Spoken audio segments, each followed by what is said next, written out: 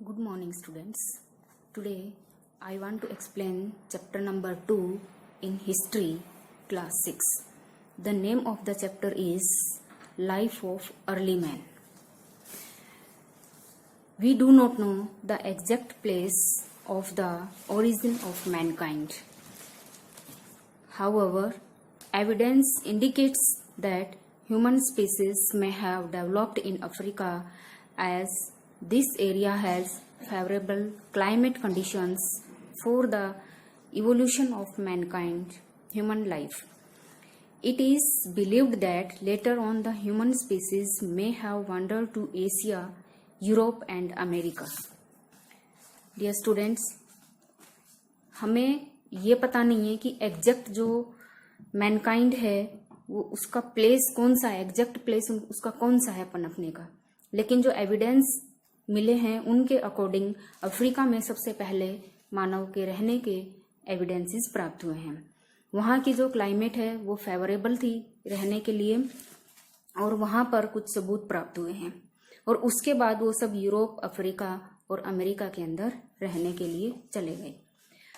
Our information about the life of early man is based on the remains of objects, fossils, tools that have been excavated from different parts of the world by the archaeologist.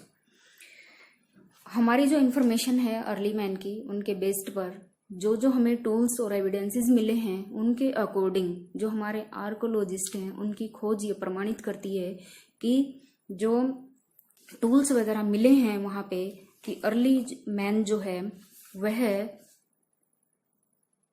Different part of the world के different part में रहता हुआ पाया गया है.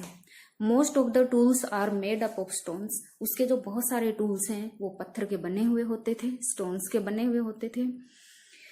The period when stones tool were used is known as stone age. जब stone के जो टूल्स हैं वह ह्यूमन बीइंग यूज करता था तो उस एज को स्टोन एज का नाम दिया गया है.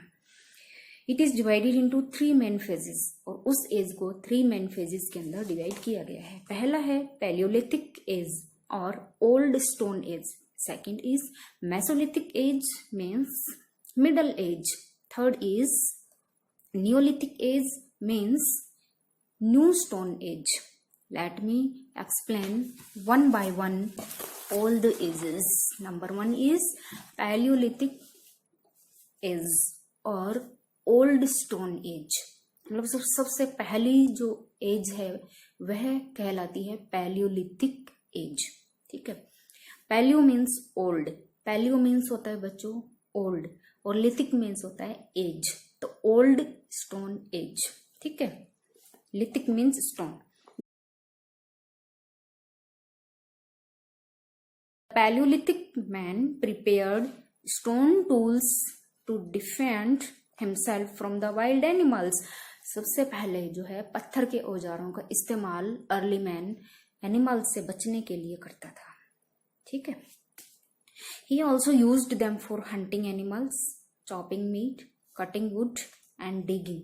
ये सब काम हैं जो ह्यूमन बीइंग अपने टूल्स के माध्यम से करता था, स्टोन टूल्स के माध्यम से करता था. हंटिंग एनिमल का शिकार करता था. चॉपिंग मीट, उससे जो है वो मीट निकालता था.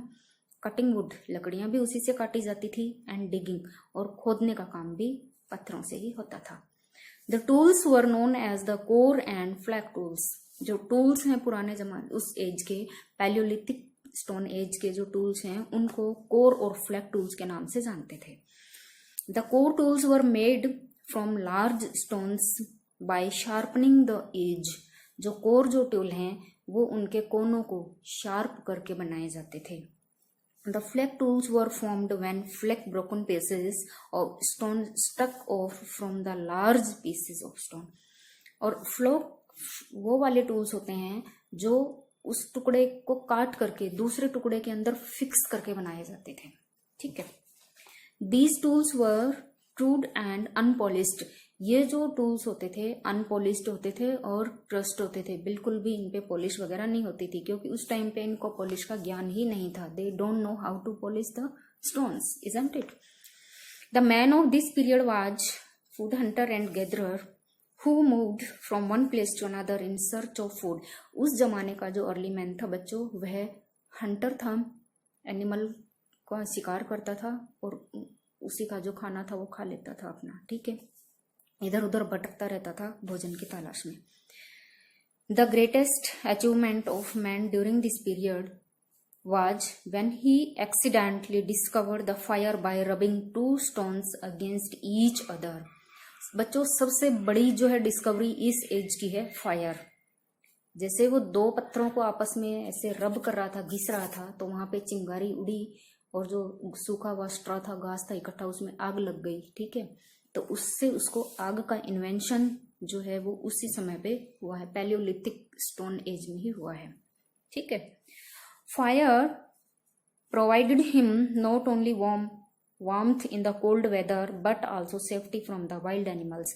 आग से बच्चों अब वो अपने आप को गर्म रखने लग गया, ठंड के मौसम में गर्म रखने लग गया और वाइल्ड एनिमल से बचने लग गया। Moreover, he was able to roast raw food to make tastier and softer। यहाँ तक कि वह अपने भोजन को पकाकर खाने लगा, उसको सॉफ्ट और टेस्टी बनाकर खाने लग गया। Some of the remains of this period have been formed in India at Bambetka, Hangsi and Karnal। बच्चों ये जो कुछ प्लेसेस हैं जहां पर हमें उस समय के एविडेंसेस मिले हैं, भीमबेटका रॉक शेल्टर, ये आपने 5th क्लास में भी पढ़ा था। तो वहां पर जो है उस समय के टूल्स वगैरह प्राप्त हुए हैं, तो इससे हमें पता चलता है कि यहाँ पर पेलियोलिथिक स्टोन एज के समय पे लोग बाग रहते थे, ठीक है। आज के लिए इतना ही बच्चों। सेकंड एज हम नेक्स्ट वीडियो के अंदर लेकर आएंगे। ये जो वीडियो हैं ये आपके लिए बहुत ही इम्पोर्टेंट हैं, इनको देखें, समझें। स्कूल अभी चालू नहीं है तो इन्हीं के माध्यम से हमें पढ़ना है। If you are facing any problem in understanding you can contact me personally. आप पर्सनली मुझे कॉन्टैक्ट कर सकते हो कि मैम हमें ये समझ में नहीं आया है, यहाँ से हमें दोबारा बता दें, तो हम आपको दोबारा से एक्सप्लेन करके बताएंगे। Thank you and have a nice day.